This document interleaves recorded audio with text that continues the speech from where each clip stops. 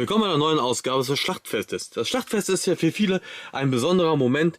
Da werden ja viele Modellautos auf einen Schlag zerlegt. Meistens ist das nichts Besonderes. Okay, in diesem Fall haben wir mal ein Highlight, nämlich diesen VW-Bus von Schuko. Ihr fragt euch, was macht dieses Modell eigentlich jetzt hier auf dem Schlachtfest? Das hat doch eigentlich ein eigenes Video verdient. Hat es auch. Es hat auch schon 2 Videos bekommen und die Teile sind aber inzwischen schon alle ausverkauft. Und ich muss wieder nachfüllen und ich habe jetzt keinen Bock, euch da jetzt noch mit dem dritten Mal mit einem VW-Bus von Schuko zu nerven. Deswegen taucht er jetzt hier im Schlachtfest auf, in einen gemeinsamen Videos mit den ganzen anderen Wracks. Da haben wir unter einmal ein Packard von Anson, Testarossa von Burago, Audi TT von Revell, ein Fiat, glaube ich, oder ein Alpha, Benetton Renault, ein Jaguar E-Type, ein Ferrari 250 GT, ein Morgan, ein Porsche Speedster, ein hier, wie heißt mal, Shelby Series 1, 224er, ein 2x300er S, die werden auch gleichzeitig geschlachtet, ein Jaguar E-Type Coupé und eine Viper von Burago. Das sind die heutigen Kandidaten, die werden jetzt auf einen Schlag durchverwurstet. Viele Teile sind leider nicht mehr brauchbar und na, besonders bei dem hier und bei dem und bei der auch. Oh, hier. Naja, lehnt euch zurück. Es wird ein verdammt langes Video werden. Bestimmt eine Stunde oder auch mehr.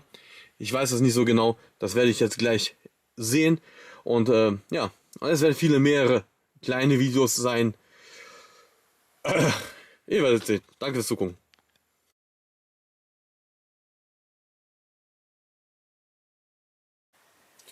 Hallo und willkommen beim Schlachtfest. Endlich ist es soweit. Viele freuen sich ja auf diesen Moment, wenn ich dieses Schlachtfest mache. Schlachtfest ist ein Unterschied zum Schlachtnacht.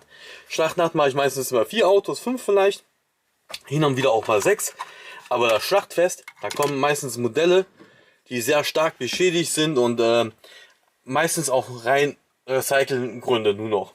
So wie dieser Packard hier, da fehlt ja schon extrem viel. Die Scheinwerfer fehlen, Felgen fehlen zum Teil.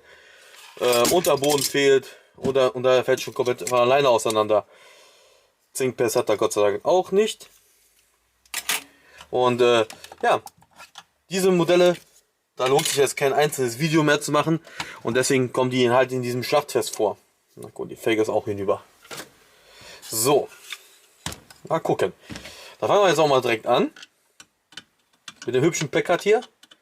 Da fehlt ja schon so viel, guck mal, da fehlt der Motor und so alles. Da jetzt ein eigenes Video draus zu machen, das wäre jetzt bekloppt. So. Deswegen wird die meisten Modelle werden jetzt hier im Schnellverlauf geschlachtet. Die Rohkarosse von diesem Modell zum Beispiel geht auch direkt in die Schrottpresse. Wobei die Schrottpresse momentan außer Betrieb ist. So. Da ich die Ecke, wo die Schrottpresse steht, jetzt gerade ein bisschen umbaue, ist die nicht mehr aktiv. Mein Gott, wie viele Schrauben hat dieses Mistding, ey. Preislich liegt dieser Packard im höheren Bereich. Es gibt natürlich nicht mehr viele von denen, weil das ein Modell aus den Anfang 2000er, Ende der 90er Jahre entstammt. Und Packards generell hier in Europa eigentlich eher Seltenheitswert hat. Aber erwartet jetzt nicht Unsummen, ne? Also das ist jetzt kein Modellauto, wo ihr jetzt 200 Euro verlangen könnt. Aber er bewegt sich immer noch so um die 50 Euro rum. Kann man schon rechnen. Also wenn euch einer sagt, ich will 50 Euro haben für dieses Modell, dann ist das mehr oder weniger gerechtfertigt. So. Und da kommt schon das Verdeck.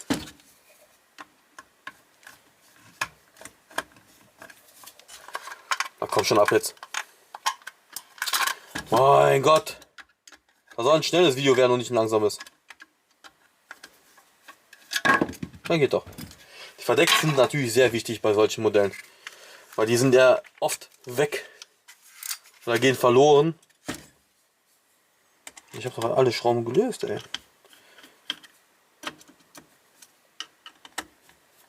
So.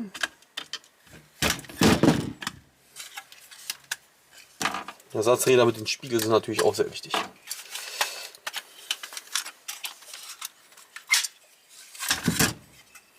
Und bei solchen Modellen von Signatures oder Anson müsst ihr immer kontrollieren, ob die zinkpestfrei sind. Weil viele von denen haben nämlich Zinkpest.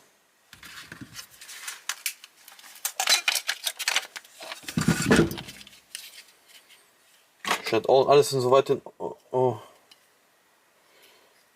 Ne, das sind nur Wassertropfen. Alles gut. So. Da kommt auch die Innenausstattung raus. Und dann sind wir auch schon fast durch. Ja, so schnell kann es gehen. 3 Minuten. So. Türen ausbauen. Zinkpestfrei. Weiter. Und der Rest geht auf Altmetall. Also hier, dieses Chassis, diese Kotflügel hier, das kauft eigentlich im Prinzip gar keiner mehr. Ist auch, hat auch Lackschäden, von daher Arschlecken. Kommt in den Schrott. Trittbretter sehen auch nicht mehr schick aus. Ja, das war es auch schon für das Mod. Die Teile, die ich jetzt gerade da hinten ausgebaut habe, die gehen ja natürlich in den Verkauf. Da hinten seht ihr die. Und ja, der Rest geht in die Verwertung. In die richtige Verwertung. Plastik, Metall und bla bla bla. So, das war Video Nummer 1. Es kommt aber verdammt viel. 15 oder 16, 17 Videos sind das insgesamt, die zusammengepackt werden in eins.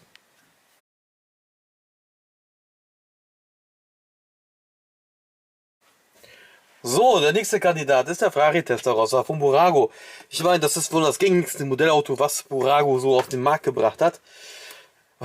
Ich glaube, das gibt es auch Millionen davon. Also ich glaube nicht, ich weiß das sogar.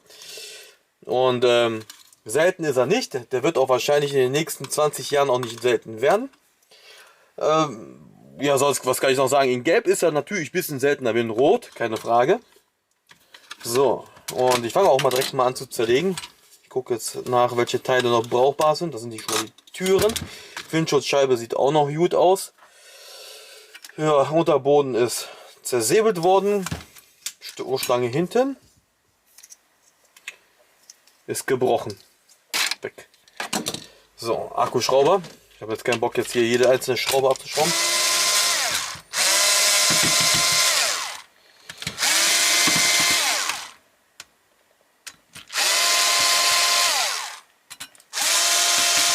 Preislich liegt dieses Modellauto zwischen 1 Euro und 10 Euro. Selbst original verpackte Modelle erreichen selten eine Summe von über 10 Euro. Ja, die Innenausstattung ist leider auch beschädigt. Der Ersatzrad.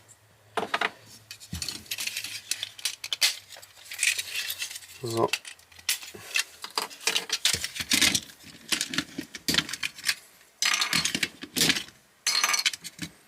So, ja, das ist alles kaputt hier. Weil das Modellauto halt schon so alt ist, werden natürlich auch die Teile porös, ne? So, das ist weg. Ich habe jetzt keinen Bock mehr da rumzufummeln.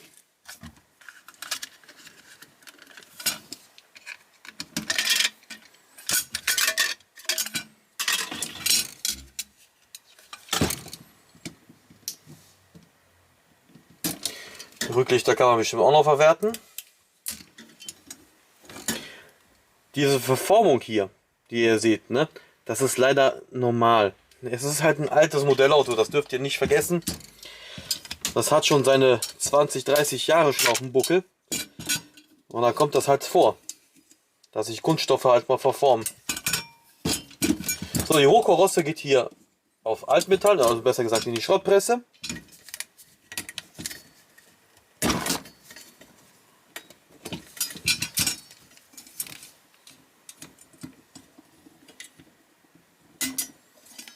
So.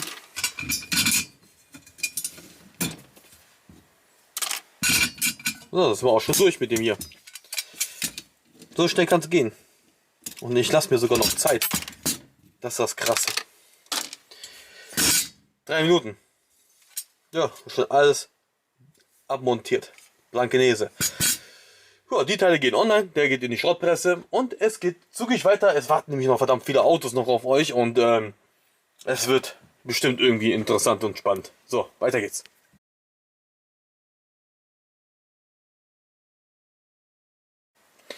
So, das Schlachtfeld geht weiter. Unser nächster Kandidat ist ein Audi TT von Revell. Leider in sehr stark verbastelten Zustand, zum Teil auch schon mal nachlackiert worden. der ist eigentlich im Prinzip ein absoluter Totalschaden. Hier kann ich nicht mehr viel retten. Vielleicht die Rücklichter, Tankdeckel, Achsen hinten, Tür rechts.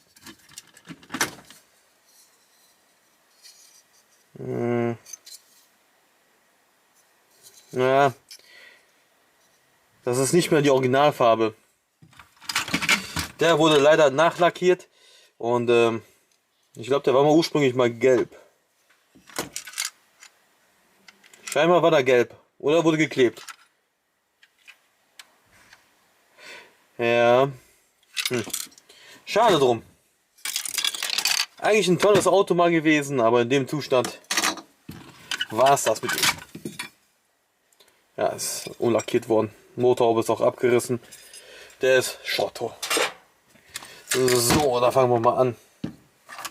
Oh, eine Schraube nur. Das ist aber praktisch. Ne, da ist noch eine Schraube. Eine verrostete Schraube.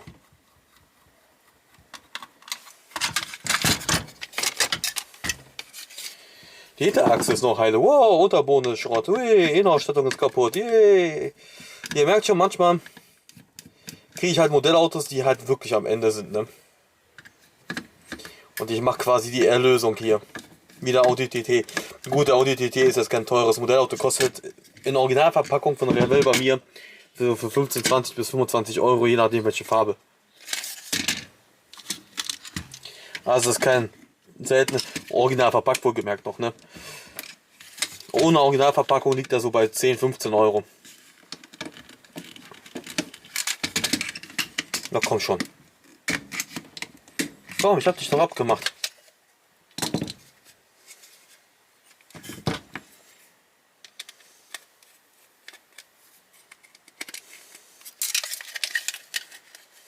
So.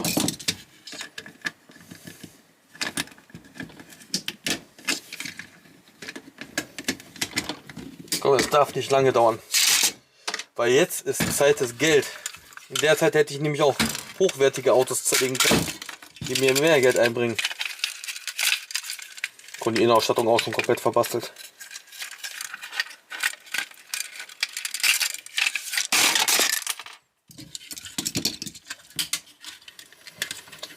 Oh nein, das Armaturenbrett ist durchgebrochen. Weg.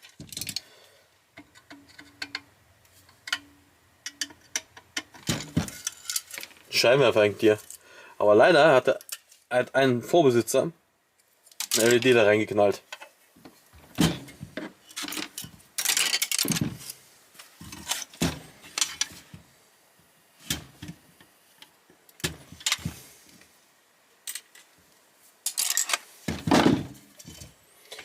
So.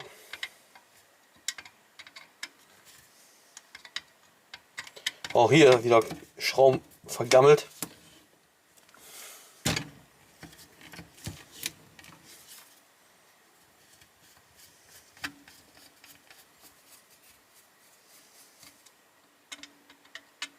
Schon angerostet.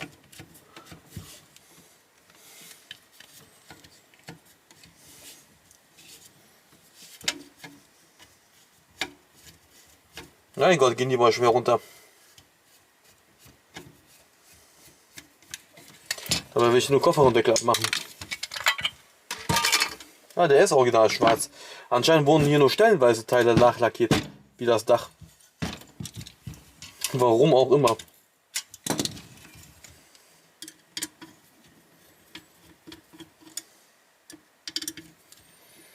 Nur jetzt ist das Armaturenbrett mal ablösen, dass es noch dran hängt. Na, weg mit dir. Also hier in diesen Videos gehe ich jetzt nicht so detailliert rein und erkläre euch jeden Furz jetzt an dem Auto. Weil hier muss eigentlich immer alles schnell gehen. Weil da sind jetzt keine hochwertigen Teile, wo ich jetzt Millionen dran verdiene. Deswegen muss das schnell gehen. Leicht gebraucht, aber noch okay.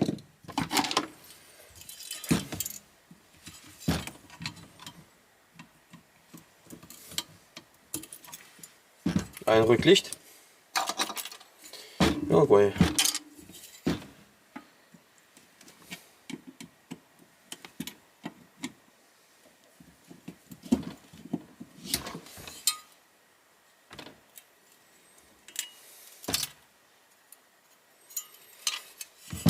und Tankdeckel.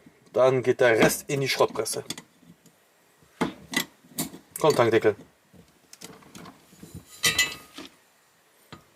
Mein Gott.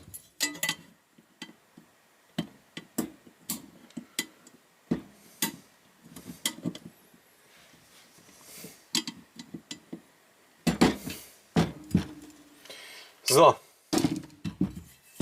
Das war's für den TD. Oh, die Scheibenwischer fehlen noch. Krass, der hat sogar noch Scheibenwischer, ey. Scheibenwischer. So, jetzt geht er in den Schrott. 6 Minuten, ey. Viel zu lang.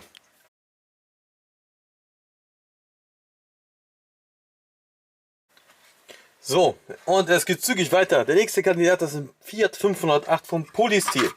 In Maßstab 1:24. Hier, der ist ein Opfer eines Zinkpestanschlags. Komplette Karosserie ist zerfressen. Hinten schon der ganze Popo schon weggegammelt. Und ja, viel kann man jetzt nicht mehr retten. Ich kann jetzt höchstens die Scheinwerfer, den Bügel hier retten und die Felgen. Das war's. Rest wandert ins Nirvana. Jo. Der Unterboden ist auch kaputt. Hier sind überall Löcher reingebohrt worden.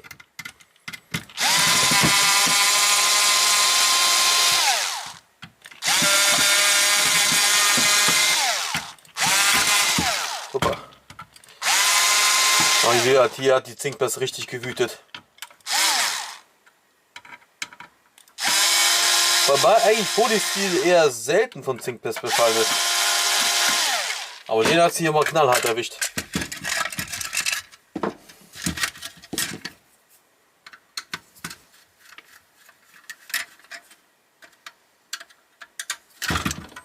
So, jetzt mit euch.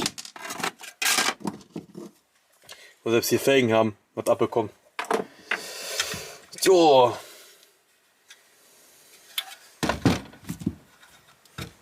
Scheinwerfer. Scheinwerfer.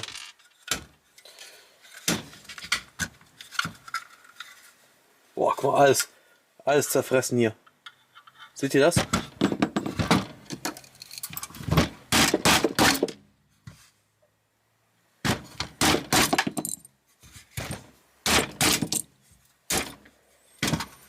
Wahnsinn, oder?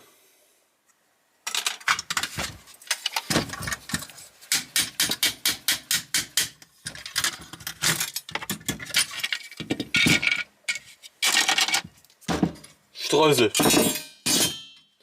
Ja, kann man nicht mehr viel retten, ne? So, das geht alles rüber ins Altmetall hier. Hier ist nichts mehr zu retten. Das war's. 2 Minuten. Ja, soll es auch geben, ne? Guck mal, alles Chips. Wahnsinn. So, weiter geht's.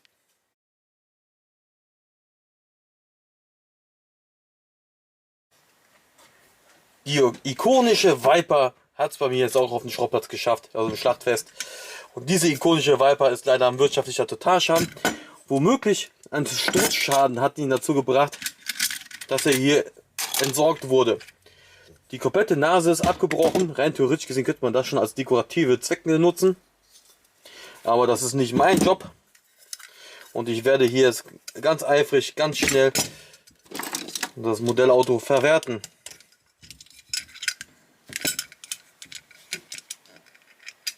Über die Viper brauche ich euch ja nichts zu erzählen. Jeder kennt die Viper, jeder liebt die Viper. Nur man sollte dieses Auto nicht fahren, wenn es regnet. Weil dann ist das Ding unberechenbar und kaum fahrbar.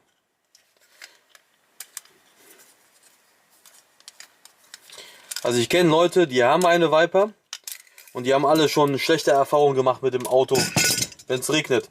Man kommt dann gar nicht mehr vom Fleck, man bleibt an der Ampel quasi stehen und die Reifen drehen durch und oder man legt aus Versehen ein Burnout hin. Ach ja, Probleme, ne? Ich kann mich sogar eine Zeit lang erinnern, da waren Vipers noch nicht mal so extrem teuer als Gebrauchtwagen.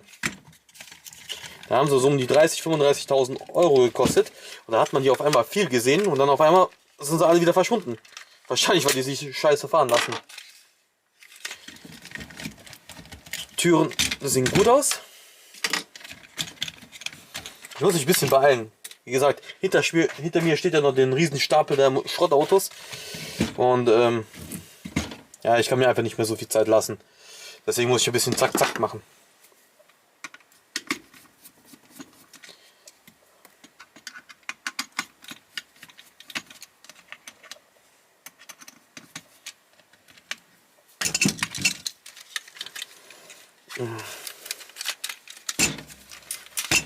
Ja, kaputten Felgen.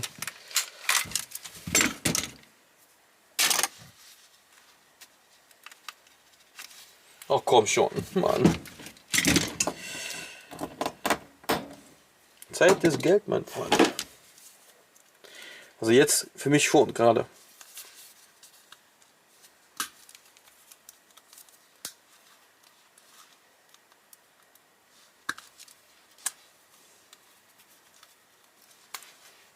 So, weg mit euch. Die Vorderachse kann man immer noch verkaufen.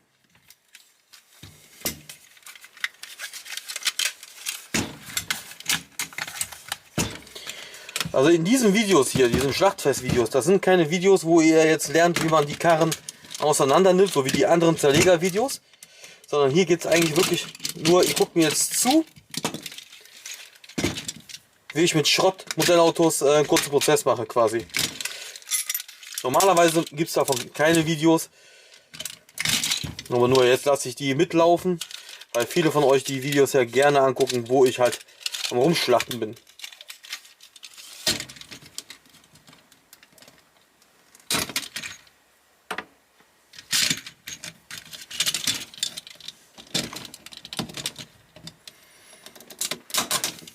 Nur wie gesagt, hier kann ich halt nur nicht so tief ins Detail gehen,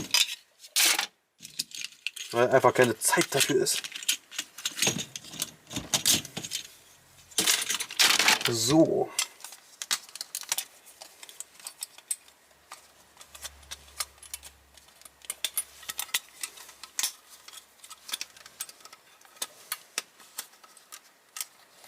Noch kaum schon Motorhalterung.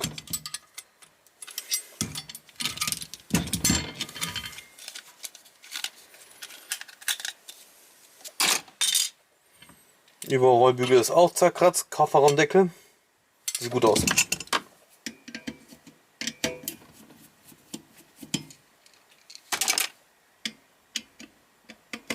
Dann noch die Rücklichter raus und die Viper ist Geschichte. Hier Lackschatten.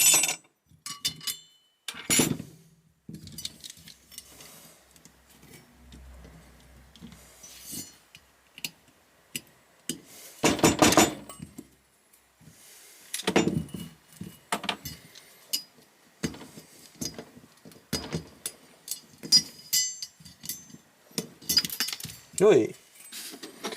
So, da ist auch diese Viper Geschichte. Erfolgreich zerlegt. Ja, schon wieder 5 Minuten rum, ey.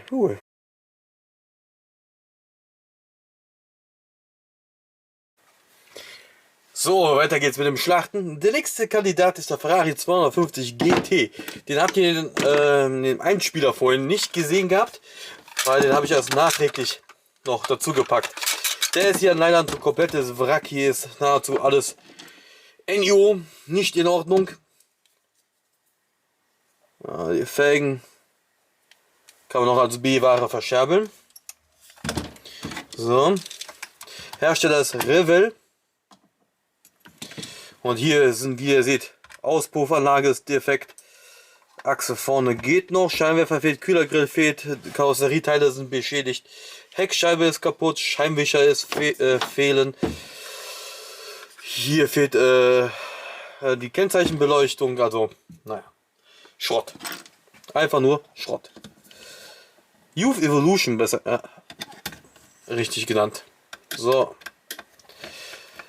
Ja, wie gesagt, hier kann ich leider nicht mehr viel retten. Ist eigentlich ein teures Modellauto gewesen. Also was heißt teuer? Sagen wir mal so, für einen alten Revell bewegt er sich so je nach Zustand zwischen 10 bis 50 Euro. Original verpackte Modelle bringen auch manchmal einen Ticken mehr. Aber das Problem ist, Hot Wheels hat ein besseres Modell rausgebracht. Und der ist wirklich was wert.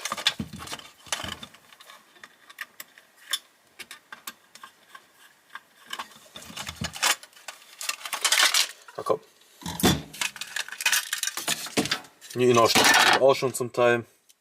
Die Vorderachse kann man noch verwerten. Gucken, ob ich die Hinterachse rausbekomme. Teile vom Motor fehlen sogar. Mein Gott. Was ist dir nur passiert, ey? Ich habe den so bekommen. Über die Abwrackprämie. Wenn ihr Fragen zur Abwrackprämie habt, dann schaut euch das Video von mir an. Müsst ihr dann irgendwo mal in meinen Channel suchen. Das ist, wenn ihr unter den meistgeklicktesten Videos guckt, eigentlich relativ weit oben. Da hört ihr alle Informationen und da seht ihr alle Informationen zum Thema Abwrackprämie für Modellautos. Das lohnt sich. Also das machen sehr viele Leute machen das. Weil, ist halt einfacher. So, die Hinterachse demontiert und weiter geht's. Motorenrad weg, ohne Lenkrad bringt's nichts. Kofferraumdeckel. Gut, kann man noch verwerten. Ist kein Lackschaden. Zip.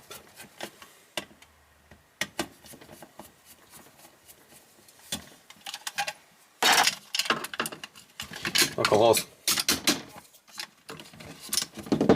Ich gehe jetzt extra bejaht um, weil ich habe keine Zeit.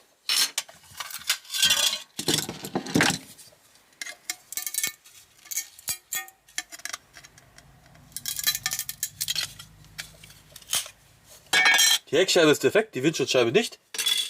Weiter geht's. Deswegen habe ich die Heckscheibe jetzt auch abgetrennt. Rechte Tür sieht noch gut aus.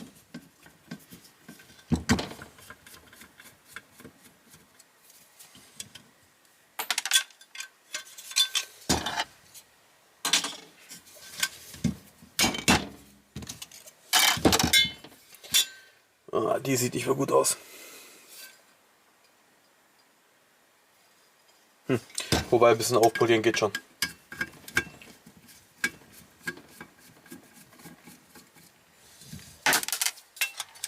Die Rohkarosse hat leider starke Lackschäden und ist auch verblasst. Daher wird die nicht mehr gerettet und geht in die Schrottpresse.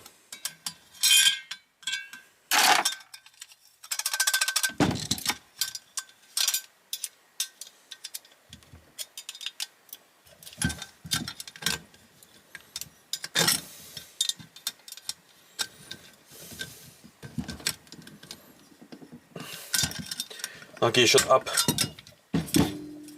So, jetzt noch die Rücklichter. Linker vorne sind auch nicht mehr in Ordnung. Die roten Positionslichter vielleicht noch. Der ist auch schon zerkratzt.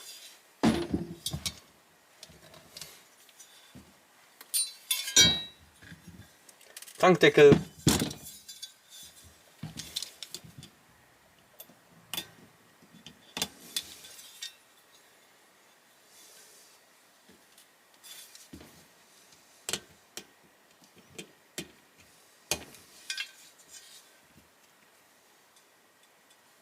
Warum ist jetzt nur ein Rücklicht abgegangen?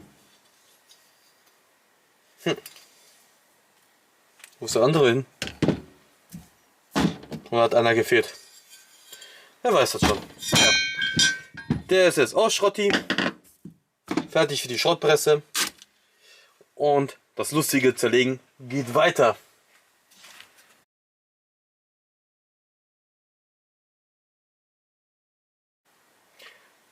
So, der Ergo E-Type von Burago. Dieses Modell ist ein richtiges klassisches Fall von einem Modellauto, wo ich nahezu nichts mehr verwerten kann. Also der ist hier total im Eimer. Total versifft. Also der ist schmierig, Raucherhaushalt wahrscheinlich. Und nahezu alle Teile sind defekt oder vergilbt. Und somit nicht mehr verkaufbar. Dieses Modellauto wird also komplett verwertet und ich verdiene keinen Cent daran. So ist es leider manchmal. Vielleicht verdiene ich 2-3 Cent an einem Altmetall, aber im Großen und Ganzen verdiene ich eigentlich gar nichts an dem. Weil der ist einfach so versifft und dreckig und porös vor allem. Vom Alter her. Wie ihr seht hier, zum Beispiel geht jetzt die Türverkleidung wie Chips kaputt. Ist halt ein altes Modellauto, ne? Geht wie Chips kaputt.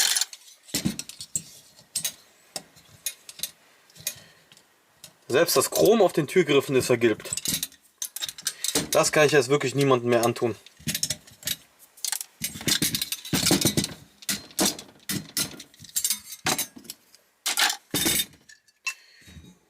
So. Sogar die Kunststoffteile.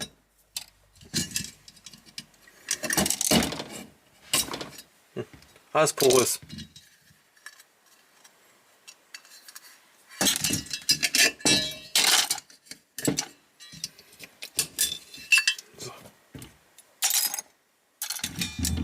Das war's.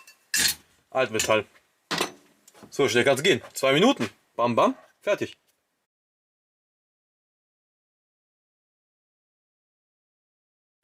So. Nach dem kurzen Video, jetzt wieder ein normales Video.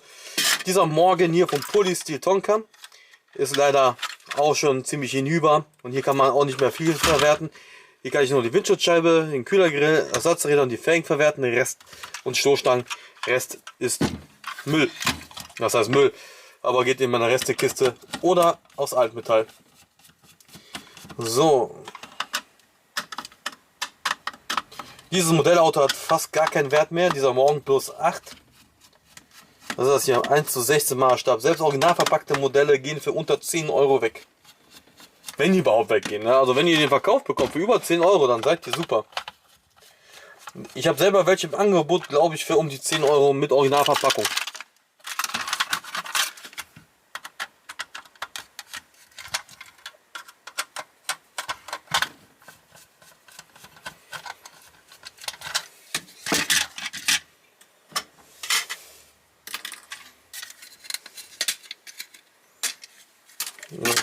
Weg. Guck mal, selbst die Felgen sehen doof aus, ne? Das ist so ein misslungenes Modellauto. Und preislich absolut in Niemandsland.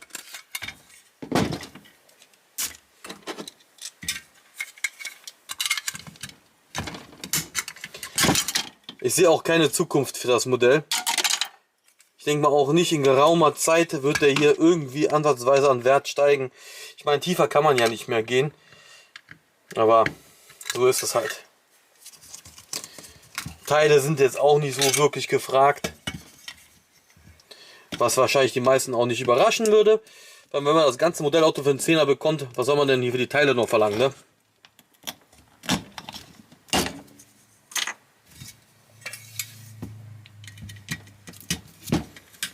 Nehme ich auch nicht mehr viel.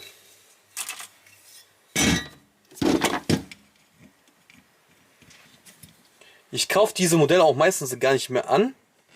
Und wenn mir die jemand da doch unbedingt andrehen will, dann sage ich euch ganz ehrlich, ich zahle fast gar nichts dafür.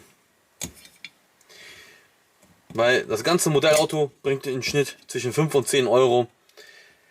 Manchmal auch weniger. Zerlegen lohnt sich jetzt auch nicht so großartig. So. Ja, das ist halt nichts Besonderes. Ne? Ist nicht schön geworden.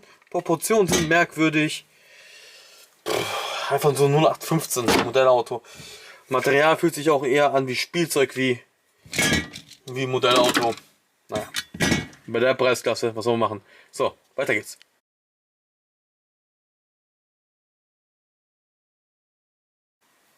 So, das wird jetzt auch ein schnelles Video werden.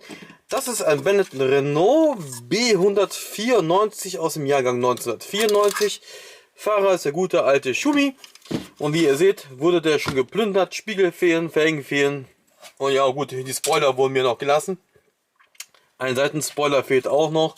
Hier kann ich jetzt auch nicht mehr wirklich viel demontieren.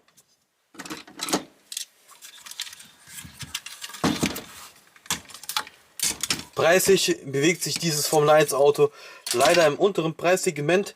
Das heißt, so im Schnitt kostet er so 10, 15 Euro. Original verpackte Modelle bringen so zwischen 20 bis 50 Euro. Leider sind die alten Schumi-Modelle nicht mehr so sonderlich gefragt.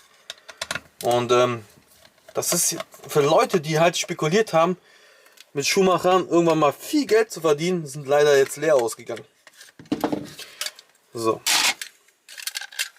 Man kann auch nicht sagen, wenn er stirbt, steigt der Wert. Das ist leider nicht der Fall, weil dann könnt ihr euch sicher sein, dass dann der Markt erst recht überschwemmt wird von alles Schrott. Also hier kann ich wirklich nur die beiden Spoiler-Teile retten. Und der Rest ist Rest der Rampe. Deswegen sage ich ja auch gerade, das wird ein schnelles Video werden. So, das war's.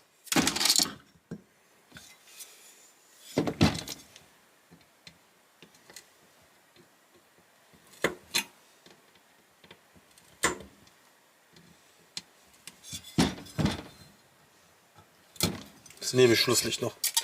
So, Schrott, Schrott, Schrott. 1 Minute 50. Ah, gerne, mal schnell.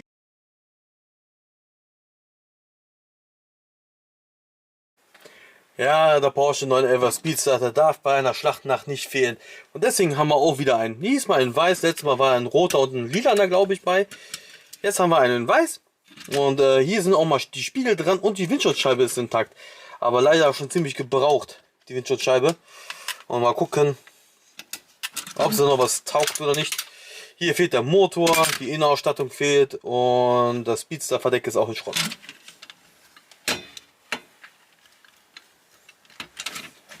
So, die Felgen verlieren auch wieder an Farbe. Das ist eigentlich völlig normal bei dem Modell. Ist halt auch schon fast 30 Jahre alt. Und wurde auch zig Millionen Mal hergestellt. Guck mal, wie der sich am Wehren ist. Oh, du hast eh keine Chance. Guck mal. Da hat man ja schon richtig Bock auf das Modellauto.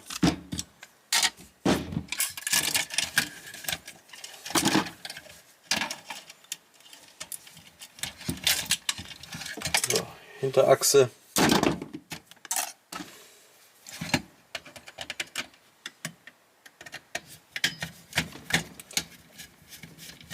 Wie in meisten Fällen, wenn ich mal so einen Speedster zerlege, sind die Spiegel mal als erstes weg. Und die Felgen. Der Motor ist auch noch sehr begehrt von dem, was heißt sehr begehrt, aber der wird auch gern gekauft und wird dann bei Golf 1 Modellen und Käfer Modellen halt eingebaut, weil es halt ein schöner Boxermotor ist. Und preisgünstig.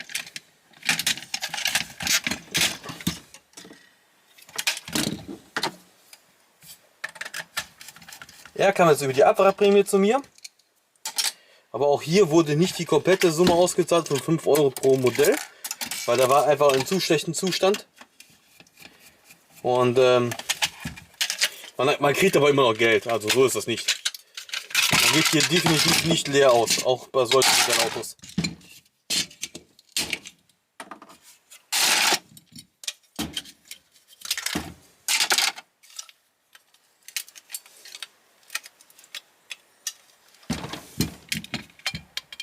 Man kriegt immer noch 1, 2, 3 Euro dafür, je nachdem wie der Zustand halt ist, ne?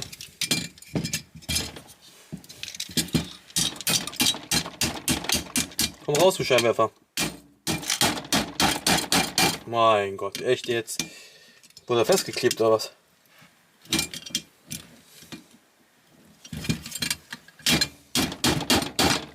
Alter, was ist mit dem Scheinwerfer denn los? Normalerweise geht der Scheinwerfer wie von alleine ab.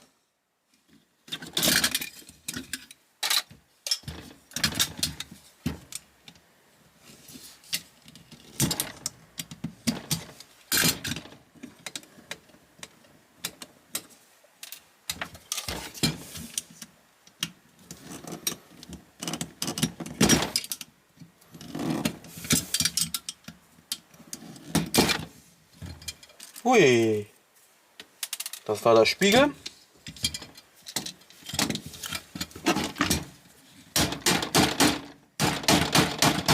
Alter, normalerweise kriege ich die so raus. Aha.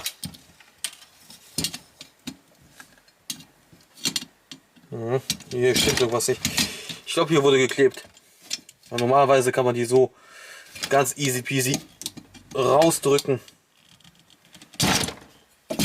So wehrhaft habe ich es selten erlebt.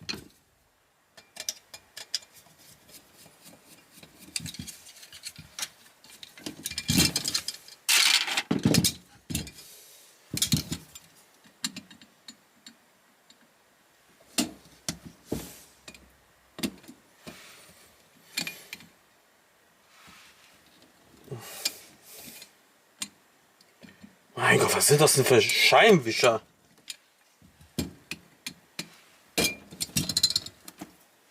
So.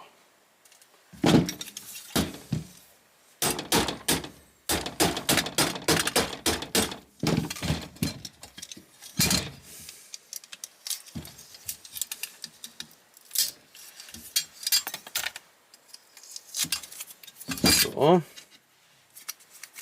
Wir sind schon fast fertig mit dem hier.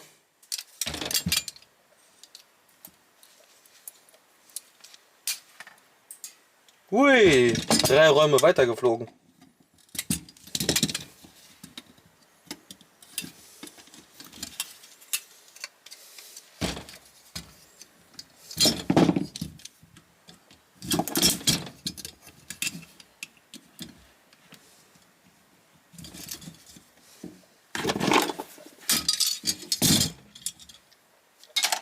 So.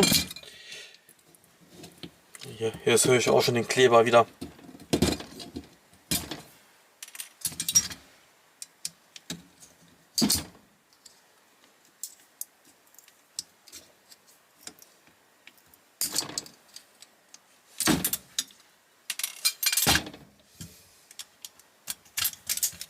So. Stoßstange fließt das ab.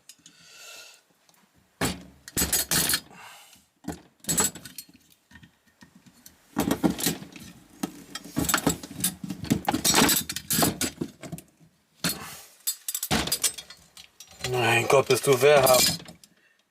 Warum wehrst du dich denn so? Verlierst du sowieso. So, weg damit. Nur noch blankes Metall ist übrig geblieben. So geht es. Der Weiß ist ein bisschen seltener wie der rote und der schwarze, aber auch nicht wirklich wertvoll. Also erwartet hier keine Unsummen. Ne? Die Teile, die ich jetzt ausgebaut habe, bewegen sich auch im Schnitt so bei 2-3 Euro rum. Also das ist nicht wirklich der Kracher, das Modell. So, weiter geht's.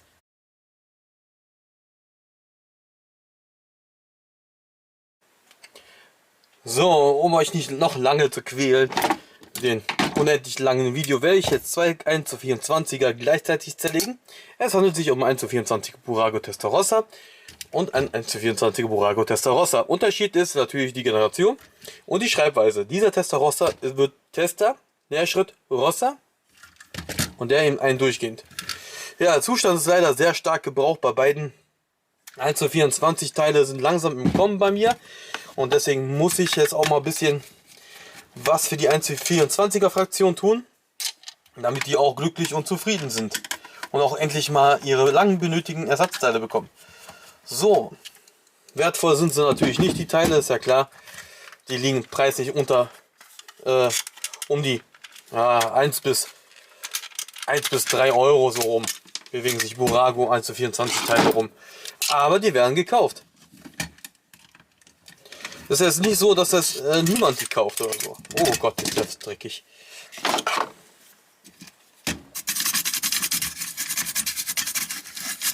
Gott sei Dank. Noch verwertbar. Wenn ich das jetzt auch noch alles abbekomme. Viele 1:24, also die meisten 1:24 Burago auf den Markt gebracht haben, waren früher mal Bausätze. Ich kann mich noch unendliche viele Bausätze erinnern von Burago, die ich schon besessen habe und weiterverkauft habe.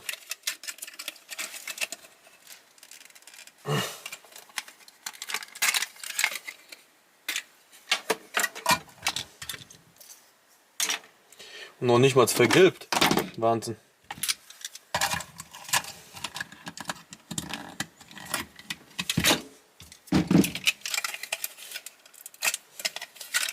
Kriege die Felge nicht ab.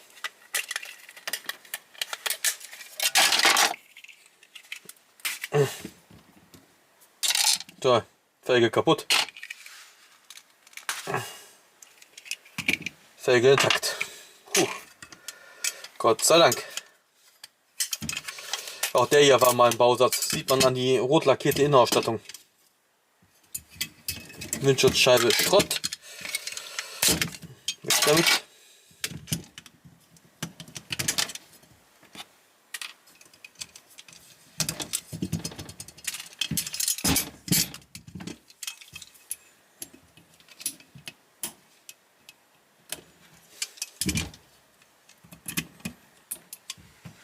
So. Guck mal, selten Scheinwischer.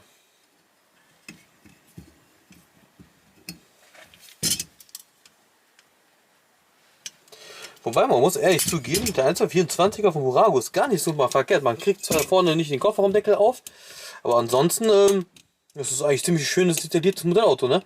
Und das für einen sehr geringen Preis, wohlgemerkt.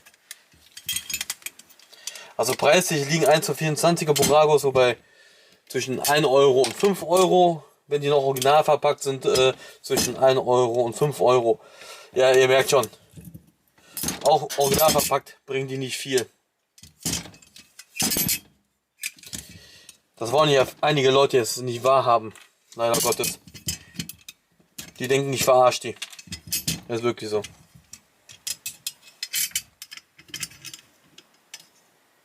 Wenn ich denen sage, ich gebe für Burago 124 nicht viel bis gar nichts, dann sind sie direkt beleidigt. So, der ist Geschichte. Jetzt kommen wir zum nächsten.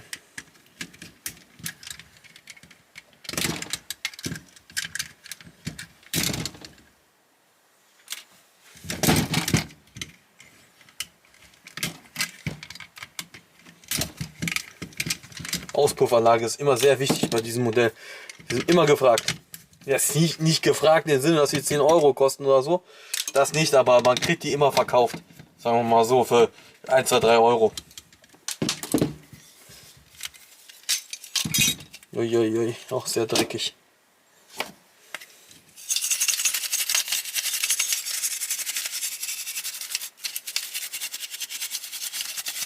Oh, sehr viel Staub rausgekommen.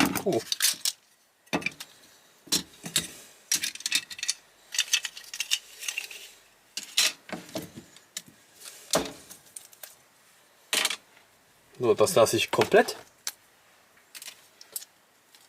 Oh.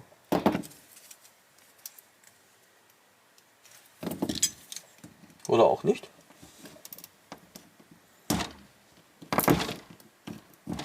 Das gibt's doch nicht.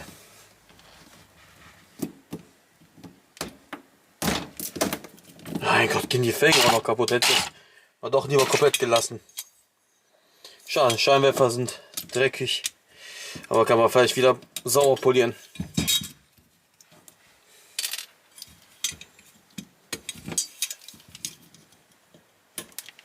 Ein Rücklicht.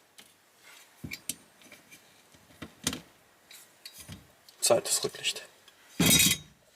So, somit ist der alte Testarossa auch Geschichte.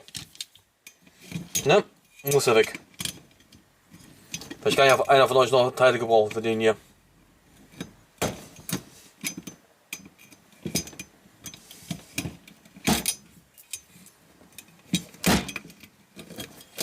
So. Blankes Metall. Hui, 6 Minuten wieder, ey.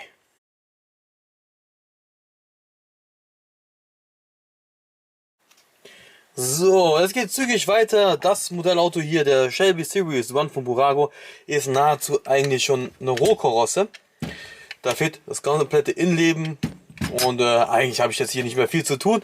Ich muss jetzt höchstens noch die Scheinwerfer, die Spiegel sind ja mit den Türen, Windschutzscheibe, Rücklichter und Tankdeckel ausbauen und das war's. Der Rest geht in die Schrottpresse.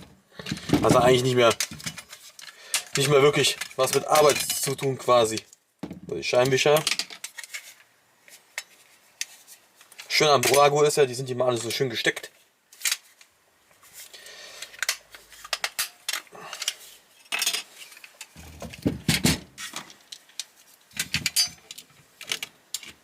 So. Die Fuser könnte ich vielleicht noch abschrauben.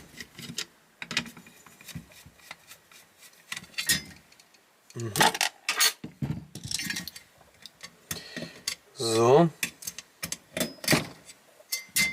Ein Rücklicht.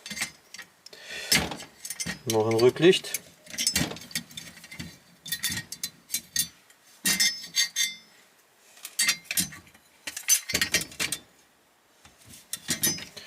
Ein Blinker.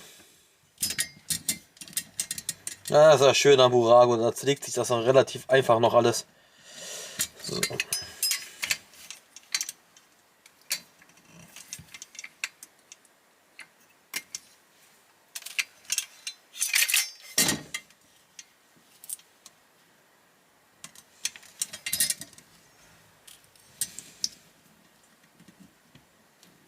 Na komm schon.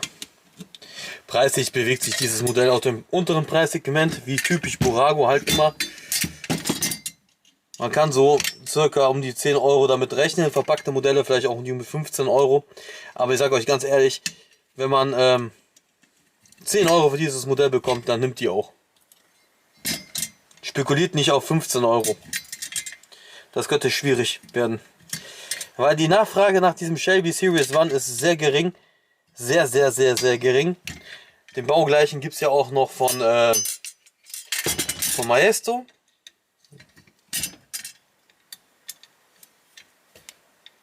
Ich meine, war auch, ne? Glaube ich. Da war ja die Zeit, als. Oder war das der Alfa Romeo, der baugleich war? Ja, ich glaube, den gibt es nicht vom Maestro. Jetzt komm mal raus, du blöder Tankdeckel.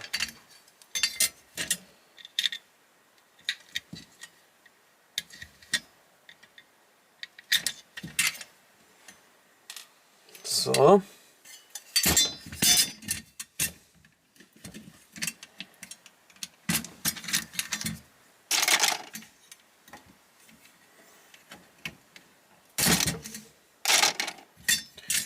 So, fast komplett fertig zerlegt. So, das war's. Rohkorosse geht wie immer auf Altmetall. Schade um die Spiegel, aber die kriegt man nicht ab, aber die sind ein Teil mit der Tür. So, weiter geht's.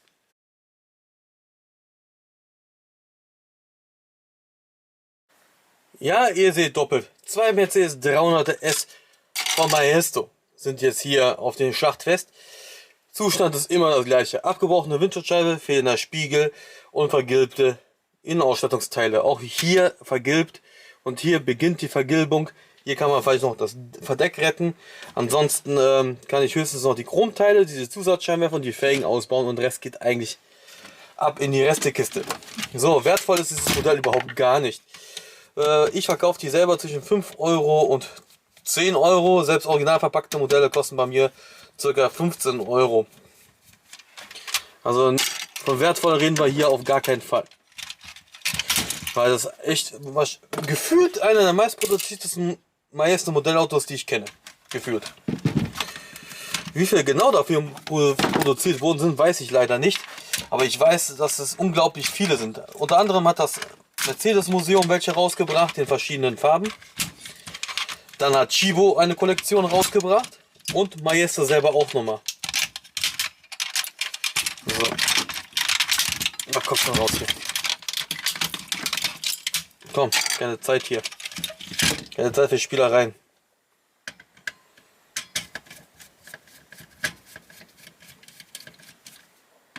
Gefragt sind meistens eigentlich immer nur die Scheinwerfer, die Felgen und die Zusatzscheinwerfer sind das beliebteste, was dieses Modell hat. Alles andere ist fast gar nicht gefragt.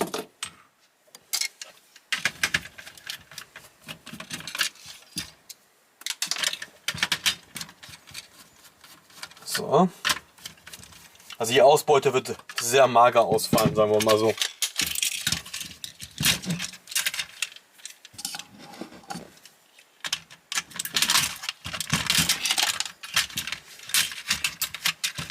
So. Oh, die Schraube ist noch fest. Alles weg. Weg damit, weg damit, weg damit.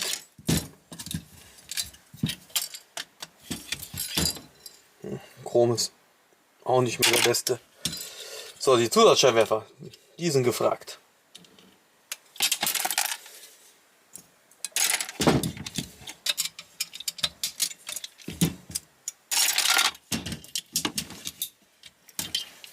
Ihr fragt euch sicherlich, wann der Schuko VW-Bus kommt.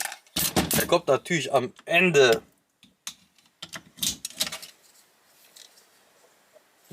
Chrom ist auch hinüber.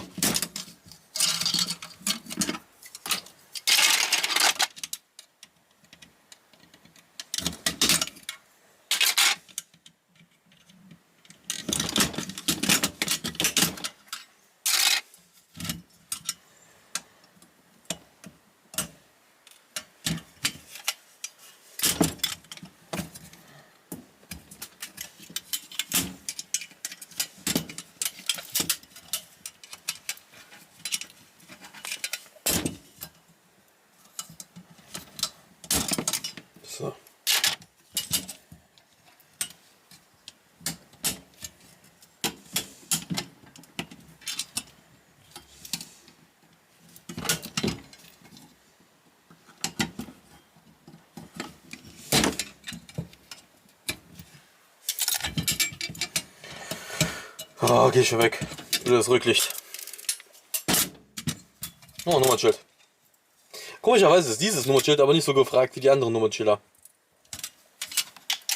Und weg mit dir. Nächste 300 S. Fließbandarbeit hier, kann man schon sagen.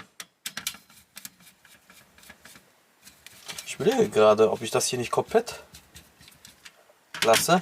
Vielleicht kann einer den kompletten Unterboden mit Fängen und allem drum und dran. Na, ich glaube, ich mache das hier. Ich probiere es mal aus. Ah, jetzt komme ich aber nicht an die Schraube unter der Achse dran, oder doch? Doch.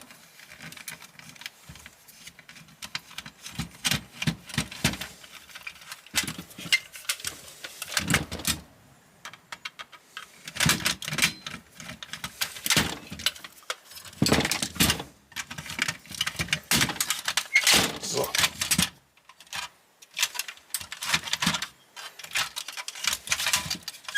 Vielleicht gibt es ja jemanden da draußen, der alles unten drunter braucht. Und da wird sich das bestimmt freuen.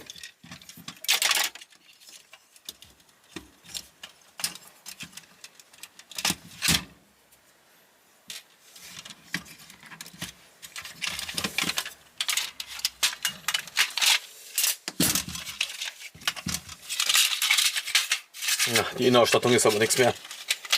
Die muss weg. So. Da wird jetzt das komplette Teil verkauft.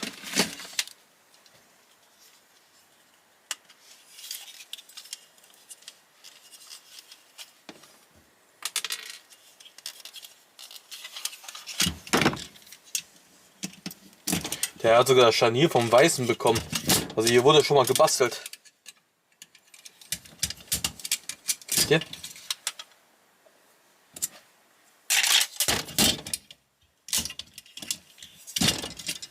Auch schon komplett vergilbt. So, das könnt ihr gar nicht richtig sehen, ne? Hier ist es dunkelgelb, da ist hellgelb oder beige.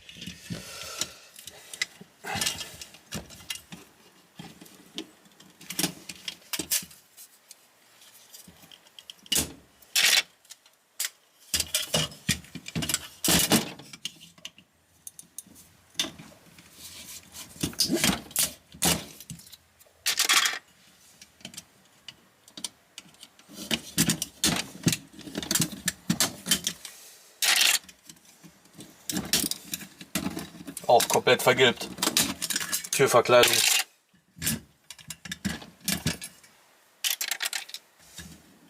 Chrom ist auch hinüber vom Kofferraumdeckelgriff. Mein Gott. Ach, was ist euch denn immer noch passiert, ey?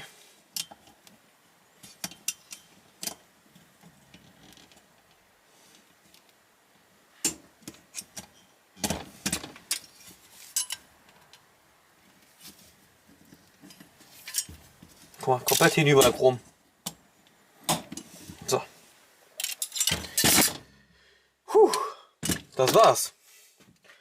2 Modelle noch. Dann haben wir es geschafft.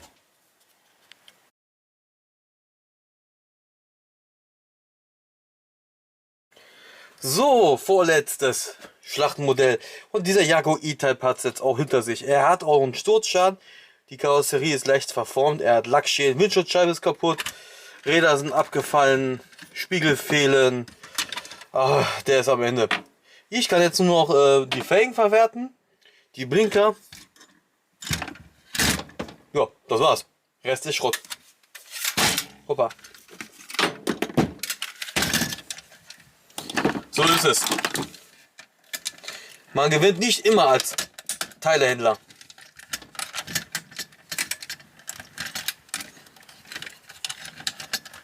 Und selbst die Achsen sind Fratze.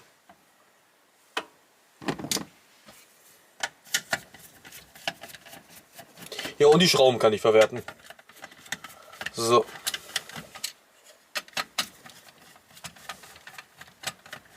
Alles andere geht in die Restekiste und aus Altmetall. Ja, die Jaguar E-Type Teile sind manchmal sehr gefragt. Also manchmal verkaufe ich so viele, dass ich spontan immer wieder einen zerlegen muss. Und dann gibt es halt so wieder so Phasen, wo sich kein Vogel danach kräht, ne? Kein Hahn, besser gesagt. So.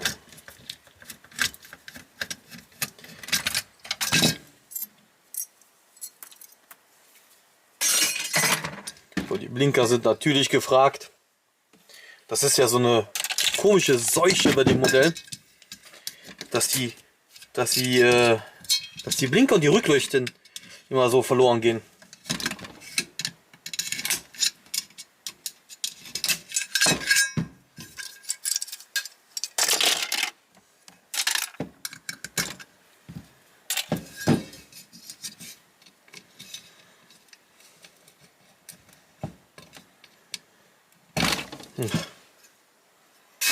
Weg damit. Ich verliere zu viel Zeit mit diesem Rumgefusel hier, ey.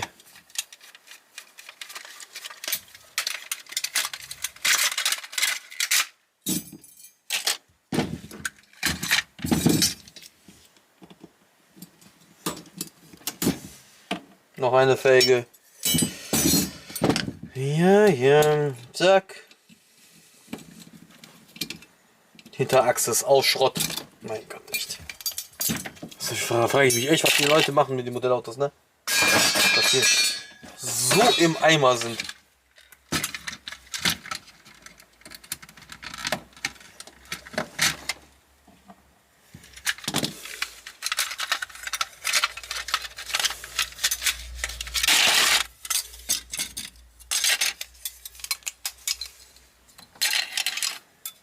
Sogar die Türverkleidung fehlen.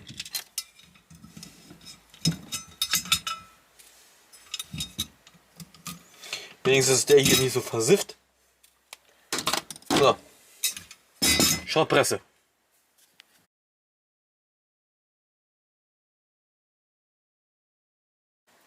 So, endlich sind wir bei dem VW T2A Safari von Schuko.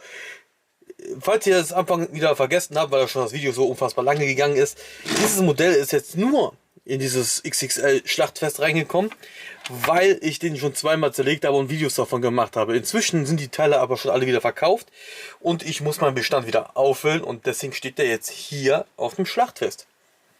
Ich könnte jetzt nicht noch ein Video machen, ne? Das könnte ich euch jetzt nicht so antun. Wieder hier 20 Minuten Zerlegerei und gleiche Story erzählen wie beim letzten Mal. Also wenn ihr speziell nur dieses Auto sehen wollt, dann guckt bei mir in der Playlist. Da findet ihr definitiv ein, zwei Videos mit dem T2A von Schuko. So, deswegen keine langen Reden. Sind sowieso werde ich dieses Modellauto jetzt mal zügig zerlegen.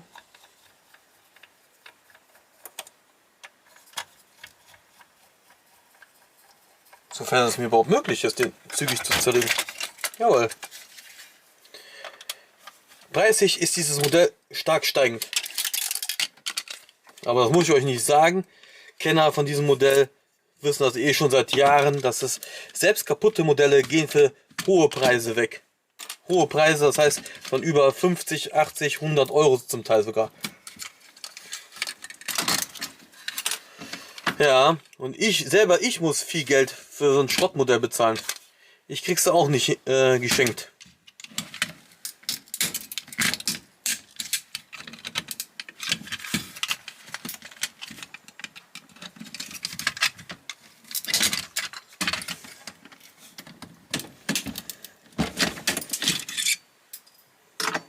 Oh, wow. Metallische Hinterachse. Ist mir jetzt aufgefallen.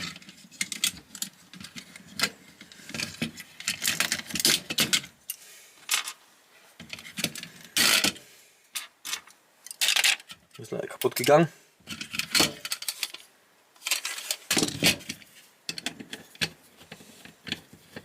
Ja, die Teile sind sehr gefragt von dem Modell. Und ich glaube auch, dass diese Teile hier auch sich nicht lange in meinem Shop befinden werden.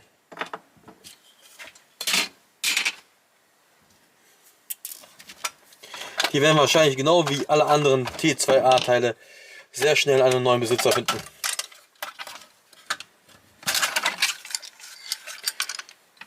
Das zerlegt sich auch relativ einfach. Ne? Für so ein Schuko-Modell ist das eigentlich ziemlich ein einfaches Modell. Gut, Innenausstattung ist eigentlich relativ ganz gut getroffen. Farblich haben sie leider alles in schwarz gemacht. Hier hat man noch ein VW-Emblem noch drauf gemacht. Das finde ich cool. Ja, also ansonsten kostengünstig, sage ich jetzt mal. Produziert, sage ich jetzt mal.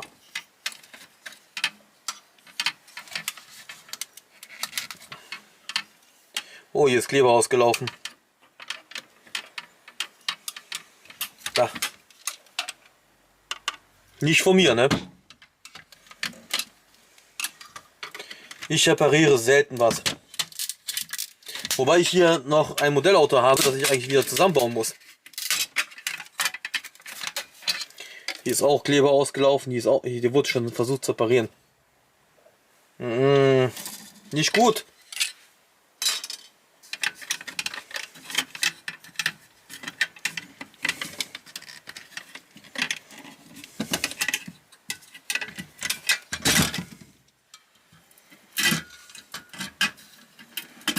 Schiebetürleiste.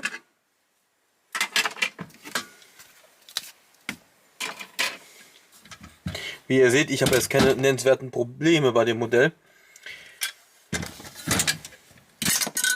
Armaturenbrett.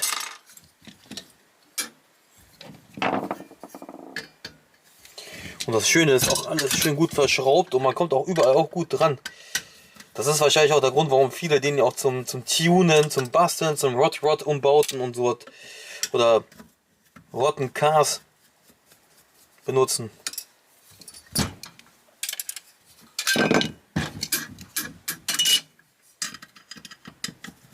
So, tut mir leid, wenn ich jetzt hier nicht detailliert über dieses Modellauto rede, aber wie gesagt, ich habe schon 1, 2 Videos damit gemacht.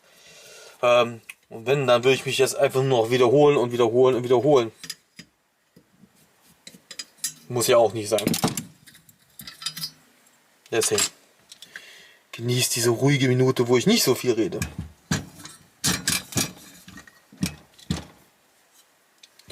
Ja, die waren ja unter den Scheinwerfer, die Schrauben.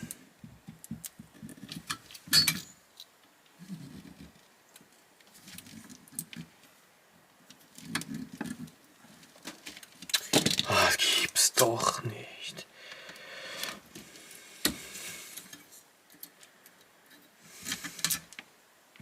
Ein Scheinwerfer. Ist ja der Chromrand ein bisschen kaputt gegangen jetzt.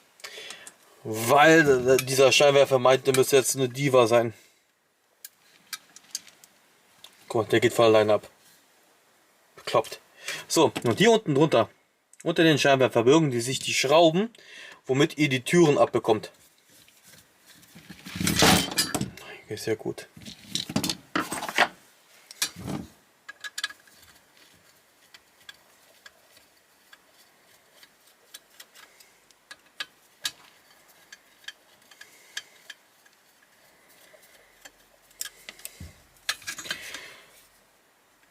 Die Schrauben sind aber schon angerostet.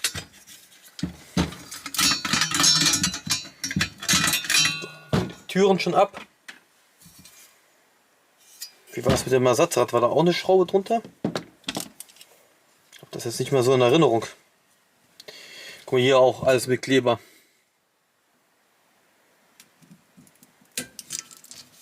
Jawohl, mit Schraube.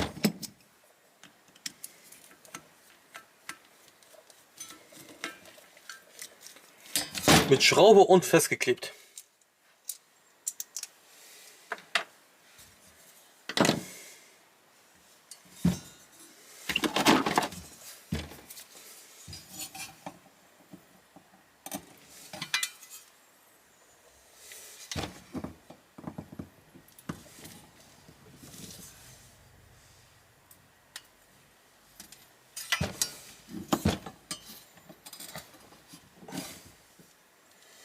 Die Blinker.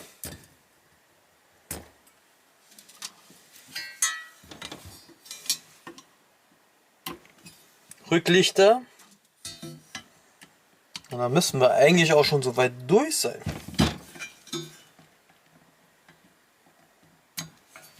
Zack.